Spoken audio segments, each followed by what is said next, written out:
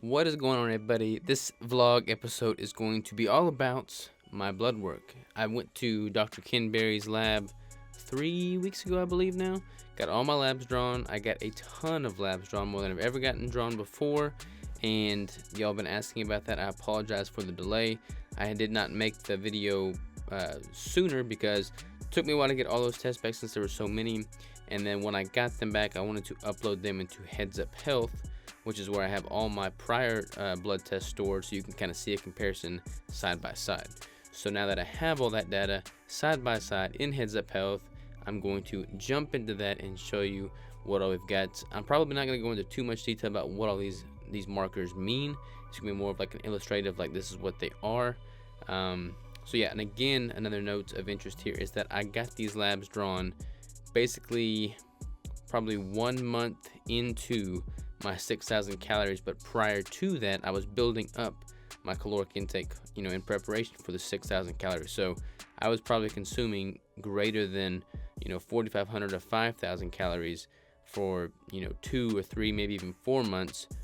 I'm trying to figure out when I quit the DSK thing as a cutting protocol, but I've been at a pretty substantial caloric intake, north of 4,500 calories for several months prior to taking these labs. So that should give you some idea of what my body's doing with all that extra fuel energy. Also, I don't have quite all of the data in Heads Up Health. There's a couple markers that are not there. One of which is, I believe my testosterone is not on there. My testosterone is 713, which is honestly pretty good. This was one of the markers that I was really curious to find out about because I never tested for testosterone before. I would have given anything to have tested it prior to getting on keto because I would be very curious to see if the ketogenic diet has increased my natural testosterone. But as a natural bodybuilder, I'm very keen to know what my natural test levels are. So 713 for me. I'm 26 years old, turning 27 this month, so that's kind of what my stats are there with regards to testosterone. Now, without further ado, let's jump into my computer. All right, ladies and gents, so here we are in Heads Up Health. Real quick, I cannot illustrate enough how valuable this piece of software is for me. I'm not like sponsored or affiliated or any of that stuff with Heads Up Health, but I know the owners there, rock solid people, rock solid company, rock solid vision. This just makes, if you're a biohacker, you just need to have Heads Up Health. That's pretty much all I've got to say about that. It makes keeping track of all your data very, very easy.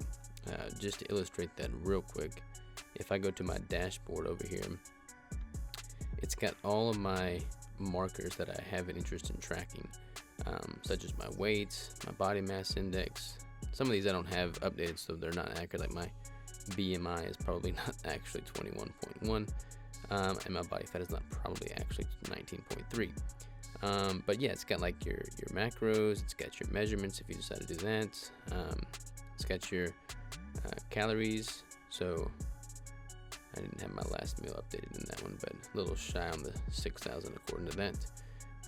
And then yeah, I'm tracking my deadlift numbers in here, my bench press, my overhead press. It's got just whatever you want to track, you can track. So I cannot stress how user friendly this is and how valuable it is if you're wanting to track your markers. From a blood work perspective, I go over here to my data, and as you can see, I've got let me scroll over here. So I've got all the tests that I've done in the past with the associated dates, time of test, all that. You can also link like your testing provider, whether it be LabCorp or Quest Diagnostics, into this, and then it'll upload automatically. But I want to just kind of go down the line here, and we'll just have, since my screen size is kind of small here, we'll mostly just be looking at the 2 most recent tests. One being done, this past one being done on 9/13 of this year, and the prior one being done of 12/21 of last year. So we'll just make sure we can fit those into the screen. So total cholesterol, I found this very interesting. My total cholesterol has dropped from 262 to 234, and I'm consuming just an obscene amount of fat right now. Like I'm taking in 550 grams of fat a day, and this test was done with that intake. So pretty astonishing that my cholesterol numbers have dropped. There's quite a bit of research that indicates that total cholesterol isn't really a factor of the dietary cholesterol you consume so much that is what your body's recycling and producing anyways, though. So that's not too surprising there. HDL cholesterol went from 78 to 104, so I'm happy to see that increase.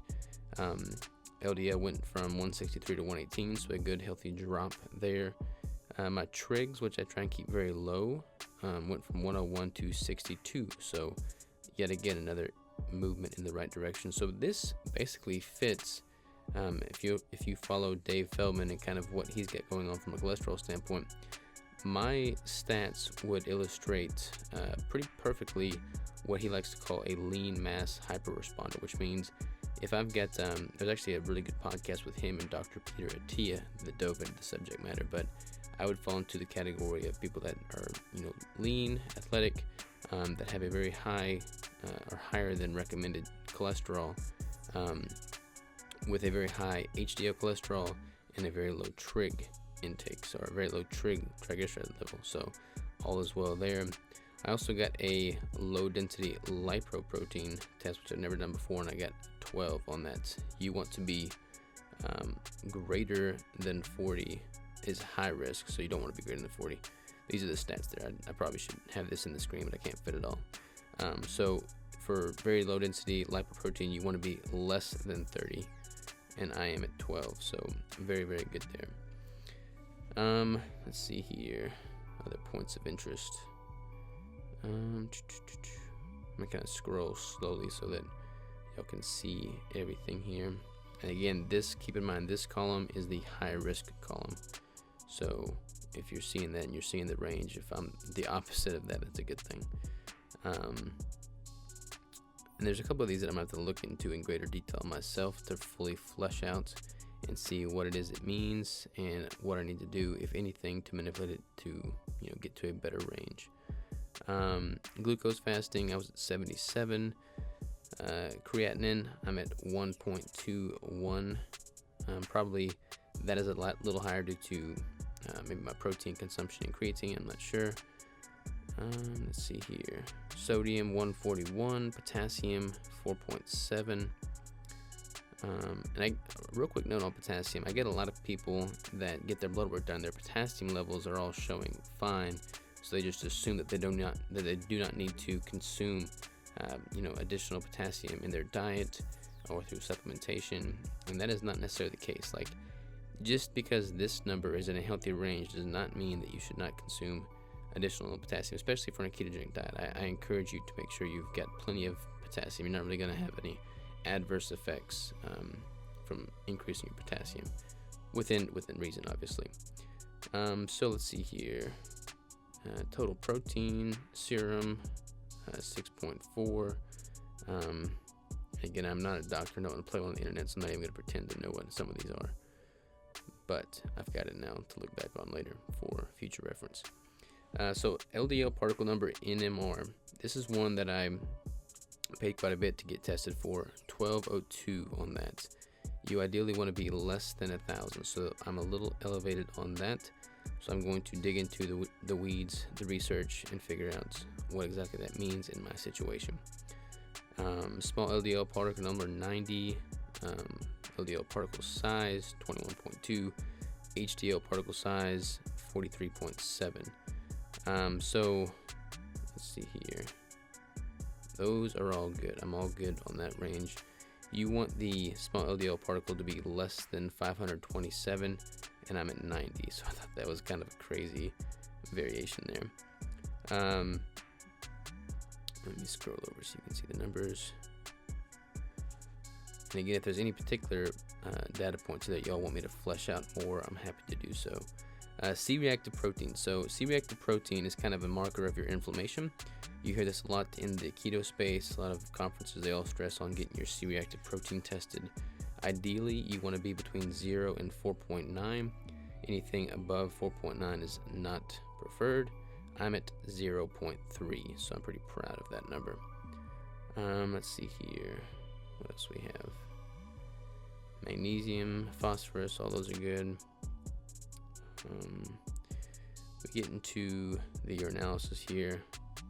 Everything, I didn't even get the urinalysis tested, so no data points there to show.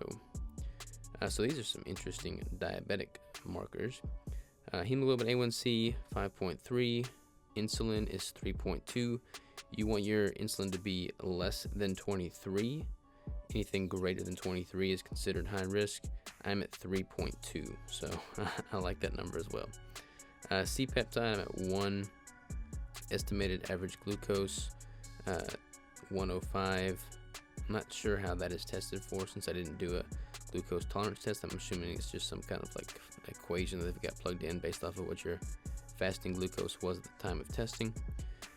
We got some thyroid function tests here. Again, I don't have very much to compare to, but let's see here. Thyroid stimulating hormone went up from 2.68 to 2.7. Those are the only comparison numbers I have. I've got to look into this though. Reverse T3. Basically, I got a 6.3 on that, and you want your range to be between 9 and 24, so I'm a little low on that. I'm going to have to dive into the research there. Hormones, we have DHEA sulfates, 191.9. You want to be between 102 and 416, so I'm pretty much right there in the middle. Testosterone serum, you want to be between 348 and 1197. It was at 712. Oh, so it is on here. Yeah, so testosterone serum, I'm good to go there in a good healthy range. Anything below that's going to definitely impact your training, your ability to build muscle, your sex life, everything in a negative way. So you want to make sure you've got a healthy testosterone intake. A lot of people will do testosterone therapy and bring themselves up to a quote-unquote natural level, but that is not allowed in natural bodybuilding. So I basically am what I am. I can only manipulate my foods and supplements to improve my natural testosterone. I can't do any natural testosterone replacement therapy or anything like that. Not in the federations that I compete in anyways. So let's see what else we have here. I got to check this out too. I'm at 10. Ideally, you want to be less than 10, so I'm right there at the breaking point. And those are all the numbers I have here. Again, they've got a few that they're still needing to upload, but this is basically the bulk of it. This is basically what I thought y'all would have interest in. So again, main points of interest for me was the testosterone being at 712, the insulin being at 3.2, so bottom of the charts there. And the C-Reactive Protein I had at 0.3. I thought that was a very interesting marker. I'm very happy with that. LDL particle, I'm going to look into this one, 1202. I'm not really worried about it, but it's a little bit higher than is preferred. And then, yeah, that's pretty much the main points of interest. Obviously, all the cholesterol numbers here on top. Everybody's got questions about that with regards to ketogenic diet. Best thing I could say there is I highly encourage you to listen to the research, listen to the podcast, listen to the conferences. So much new information is coming out on this. There is a distinct possibility that if you have a high cholesterol or a higher LDL marker and you walk into a traditional, doctor's office and they're not familiar or well versed in the ketogenic diet, they're going to freak out, which may not be necessary. So make sure you do your homework on this. Make sure you make an informed decision. None of these numbers are scaring me whatsoever. I'm happy with them. I'm very happy with them, actually. So yeah. On that note, check out the podcast with Peter Attia and Dave Feldman. I found that very, very interesting, very informative. And check out Heads Up Health. I'm a huge fan of this software. I use this platform daily. It tracks all my measurements, all my metrics, all my stats. And I cannot thank the people who created it enough. So check that out, and I will talk to y'all soon. Take care.